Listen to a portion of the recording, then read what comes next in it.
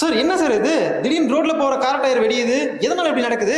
இது கண்டிப்பா பயப்பட வேண்டிய விஷயம் தான். யாருக்கு வேணாலும் நடக்கலாம். டயர் பர்ஸ்ட் ஆகிறதுக்கு பல ரீசன்ஸ் இருக்கு. அதுல முக்கியம் ஒரு 3 ரீசன்ஸ் இப்போ நான் ஷேர் பண்றேன். நோட் பண்ணி வச்சுக்கோங்க. அதுல நம்பர் 1, டயரை வந்து ஃப்ரீக்வெண்டா ஏர் செக்அப் பண்ணாம இருக்கிறது. நீங்க டயர் ஏர் செக்அப் பண்ணாம ஏர் கம்மியாம நீங்க ரன் பண்ணிட்டே இருந்தீங்கன்னா பர்ஸ்ட் ஆகிறதுக்கு நிறைய வாய்ப்பு இருக்கு. ரீசன் நம்பர் 2, இதுக்கு முன்னாடி வீடியோஸ்லயே டயர் எப்பப்ப ரீப்ளேஸ் பண்ணுங்கிற ரீசன்ஸையும் நான் போட்டிருப்பேன். அந்த ரீசன்ஸையும் மீறி நீங்க டயர் ரன் பண்றீங்கன்னு வைங்க, ஒரு எஸ்பெஷலி ஹை டெம்பரேச்சர்ல சம்மர் காலத்துல டயருக்குள்ளே அந்த ப்ரெஷர் ஃபார்ம் ஆகி டயர் பர்ஸ்ட் ஆக நிறைய வாய்ப்பு இருக்கு. ரீசன் நம்பர் 3, டயர்ஸை கிராக் விழுந்திருக்கும். அதை பெருசா நம்ம பெருசுபடுத்தாம எப்பயும் போல ரன் பண்ணிக்கிட்டே இருப்போம். அது ஒரு பெரிய ரீசன் டயர் பர்ஸ்ட் ஆகுது. ஸோ கிராக்ஸோட இருந்தா மஸ்டா ரீப்ளேஸ் பண்ணிருங்க. உங்க சேஃப்டி மெஷர்ஸை தேவையில்லாம காம்ப்ரமைஸ் பண்ணிக்காது. இப்போ நான் சொன்ன 3 ரீசன்ஸோட இன்னும் நிறைய ரீசன்ஸ் இருக்கு. ஸோ டயர் பர்ஸ்ட் ஆகிற கண்டிஷன்ஸ்ல இருக்கு நீங்க ஃபீல் பண்ணாவோ, இல்ல பக்கத்துல இருக்க ஒரு டெக்னீஷியன்ஸ் வீல் அலைன்மெண்ட் சென்டர்ல போய் நீங்க செக் பண்ணி அவங்க ரீப்ளேஸ்மெண்ட் பண்ணணும்னு உங்களுக்கு ஒரு கைட் பண்ணாவோ யோசிக்காம ரீப்ளேஸ் பண்ணிருங்க. இந்த மாதிரி கார் சம்பந்தப்பட்ட வீடியோஸ் டிப்ஸ் உங்களுக்கு அப்டேட்ல இருக்கணும்னா எங்க F1 டீடைலிங் பேஜை ஃபாலோ பண்ணிக்கங்க.